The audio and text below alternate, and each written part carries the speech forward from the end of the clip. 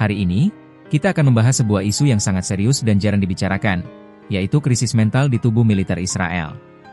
Konflik di Gaza telah menimbulkan korban jiwa yang masif, baik dari warga sipil Palestina maupun prajurit Israel. Namun, di balik angka-angka korban di medan tempur, ada sebuah tragedi lain yang terjadi di balik layar, lonjakan kasus bunuh diri di kalangan tentara Israel. Ini bukan sekadar berita, ini adalah sebuah potret nyata tentang tekanan dan trauma yang dialami oleh para prajurit.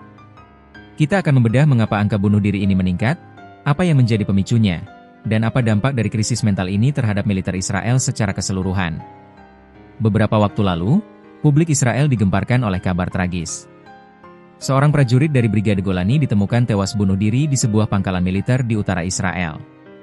Insiden ini, yang dilaporkan oleh lembaga penyiaran publik Israel, Kan, bukan kasus yang terisolasi. Ini adalah yang terbaru dari serangkaian kasus bunuh diri yang mengkhawatirkan. Menurut data yang dilaporkan, sejak awal tahun 2025, sudah ada 18 tentara Israel yang mengakhiri hidupnya sendiri. Angka ini sungguh mencengangkan. Hanya dalam 1 bulan, tepatnya pada Juli lalu, harian Haaretz mencatat ada 7 tentara Israel yang melakukan bunuh diri. Angka ini jauh lebih tinggi dari tahun-tahun sebelumnya. Pihak militer sendiri sudah membuka penyelidikan, tapi jelas ada sesuatu yang salah. Lantas, apa yang menjadi pemicu di balik fenomena ini?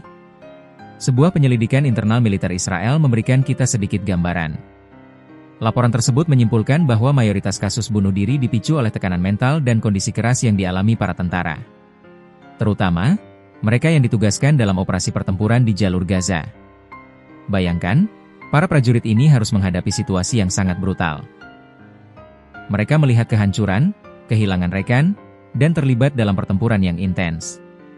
Konflik yang mereka hadapi juga tidak hanya fisik, tapi juga mental. Mereka harus berhadapan dengan dilema moral, rasa takut, dan trauma yang bisa terus menghantui mereka bahkan setelah pulang dari medan perang. Tugas di Gaza ini bukan hanya menguras fisik, tapi juga batin. Pengalaman yang traumatis bisa menyebabkan post-traumatic stress disorder, PTSD, dan masalah kesehatan mental lainnya.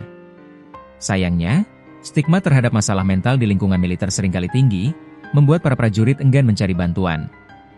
Krisis mental ini tidak terjadi di ruang hampa. Ini adalah bagian dari konteks yang lebih besar. Di luar tekanan fisik dan mental di medan tempur, Israel juga menghadapi sorotan tajam dari dunia internasional. Kita tahu, konflik di Gaza telah menimbulkan korban sipil yang sangat besar. Lebih dari 63.500 warga Palestina tewas. Kondisi kemanusiaan di Gaza memburuk dan kini menghadapi ancaman kelaparan massal. Ini bukan hanya masalah di medan perang, tapi juga di ruang sidang internasional. Pengadilan Kriminal Internasional, ICC, telah mengeluarkan surat perintah penangkapan untuk Perdana Menteri Benyamin Netanyahu dan mantan Menteri Pertahanan Yoav Gallant atas tuduhan kejahatan perang. Belum lagi, Israel juga menghadapi gugatan genosida di Mahkamah Internasional, ICJ. Semua tekanan ini, baik internal maupun eksternal, pasti mempengaruhi moral dan mental para prajurit. Mereka tidak hanya bertempur melawan musuh, tapi juga melawan citra negatif di mata dunia dan mungkin juga di mata mereka sendiri. Beban ini sangat berat, dan bagi sebagian orang, bunuh diri menjadi jalan keluar yang tragis. Angka bunuh diri di militer Israel ini adalah sebuah peringatan.